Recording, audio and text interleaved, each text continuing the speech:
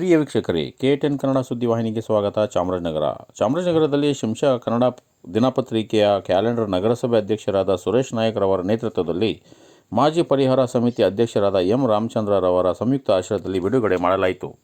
ಈ ಸಂದರ್ಭದಲ್ಲಿ ಗಣ್ಯರು ಮಕರ ಸಂಕ್ರಾಂತಿ ಹಬ್ಬದ ಶುಭಾಶಯಗಳನ್ನು ತಿಳಿಸಿ, ಶಿಂಷಾ ಪ್ರಭಾ ಕನ್ನಡ ದಿನಪತ್ರಿಕೆಯು ನೊಂದವರ ಧ್ವನಿಯಾಗಿ ಬಡವರ ಪರವಾಗಿ ಕೆಲಸ ನಿರ್ವಹಿಸುತ್ತಿದೆ.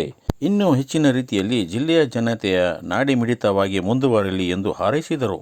ಶಿಂಷಾ ಪ್ರಭಾ ಕ್ಯಾಲೆಂಡರ್ ಬಿಡುಗಡೆ ಸರಳ ಸಮಾರಂಭದಲ್ಲಿ ಪತ್ರಿಕೆಯ ಸಂಪಾದಕರು ಗುರುಬಸವಯ್ಯ, ಜಿಲ್ಲಾ ವರದಿಗಾರ ಪುಟ್ಟಸ್ವಾಮಿ, ಲಕ್ಕಿ ಲಕ್ಷ್ಮಣ್, ಪುರುಷೋತ್ತಮ್ ಹಾಗೂ ಇಂಜಿನಿಯರ್ ಸುಬ್ರಹ್ಮಣ್ಯರವರು ಭಾಗವಹಿಸಿದರು.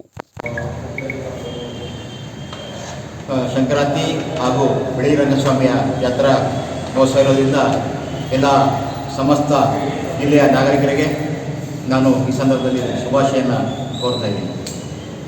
ಇವತ್ತು ಚಾಮರಾಜನಗರ ನಗರಸಭೆಯಲ್ಲಿ ನಗರಸಭಾಧ್ಯಕ್ಷರಿಂದ ಶಿಂಷಾ ಪ್ರಭಾ ದಿನಪತ್ರಿಕೆಯನ್ನು, ಸ್ಥಳೀಯ ಪತ್ರಿಕೆಯನ್ನು, ಕ್ಯಾಲೆಂಡರನ್ನು ಬಿಡುಗಡೆ ಮಾಡಿದ್ದಾರೆ.